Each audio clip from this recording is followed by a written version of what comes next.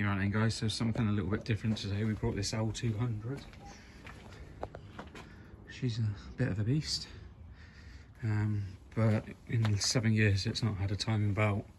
I believe it's got a water leak from the water pump, so the aux bolts are looking a bit worn as well. So I haven't risked it. I've literally brought it home and now I've just parked it up ready to do the belts on it. So I've got the bolts, kit, service kit and all for this.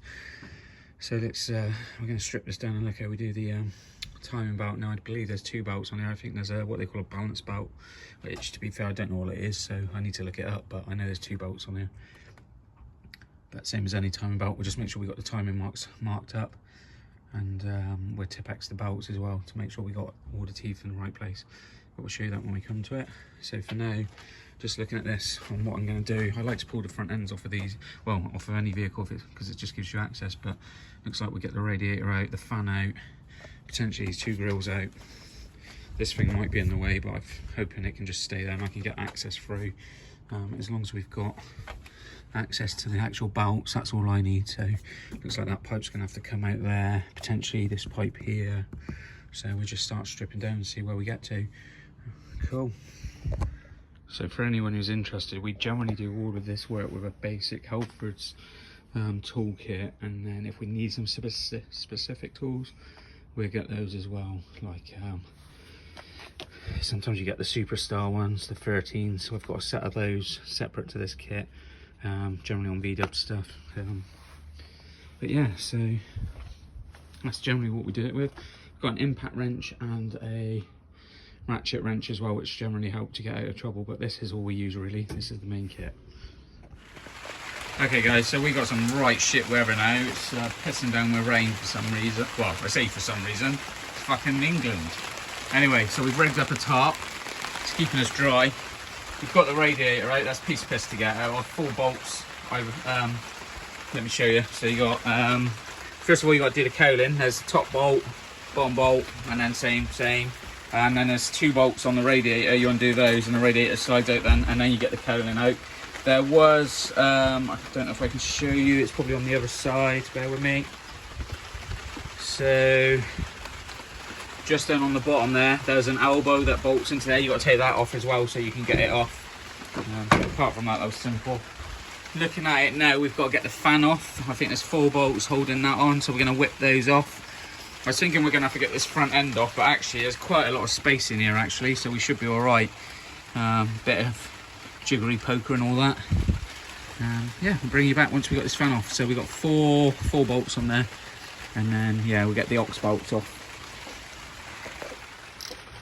So we're just taking the bolts off, and to do that we've slackened this belt off here. And to do that you've got to take this bolt out of here of this tensioner, put your ratchet socket, what do you call it? Your ratchet in there, and then just push down and that loosens that off. And then we think this is the tensioner for the air conditioning belt, so we'll just loosen that at the moment just to see if that's putting tension in or taking tension off this belt. But at the moment it feels like it's putting tension in, so I'm not sure. I think you might be going the wrong way. Or is that even the tensioner? Just trying to see.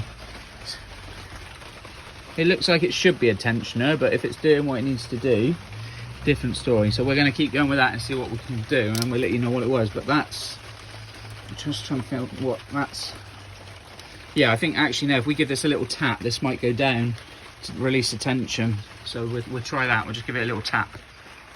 So we took that tensioner off, and because we had to cut the bolt because the tensioner wouldn't work, but it's actually seized. So as you can see, this, you're supposed to undo this, and it's supposed to move up and down on this in this kind of slot. But unfortunately, this is seized. So what we're going to do, I'm going to put some WD-40, GT85, something on it to free it up, and we'll hit it with a hammer, and we'll just, well, a rubber mallet, and see if we can knock it down just to free that up. And then once it's freed up, it should work. But what we'll do is also, I was just thinking, we'll get a wire brush and clean it all up as well, just to make sure it's nice and clean.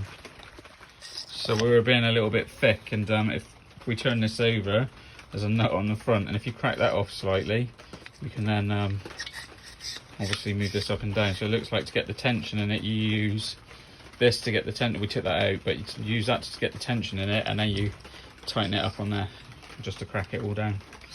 Sorted. Okay, so we've gained access to the timing belt. it's all wet, so we do think we've got an issue with the water pump on this one, which we've got a new one. We're going to change that in a second. We've set all the timing so it's at its top dead center mark, so we've done all that. And then we noticed we had to get the water pump off. We had to remove a big bracket here that holds the power steering pump. But while we were doing that, we noticed there's the oil filter. How the hell do you change the oil filter when all this is in place? So it looks like you've got to take it all apart to just do the oil filter anyway. So lucky enough, we have got a service kit for this, and we will be changing that oil filter in a minute. So we're going to get this pump out, we'll drain the oil down, and we'll get that filter out, put a new one on that.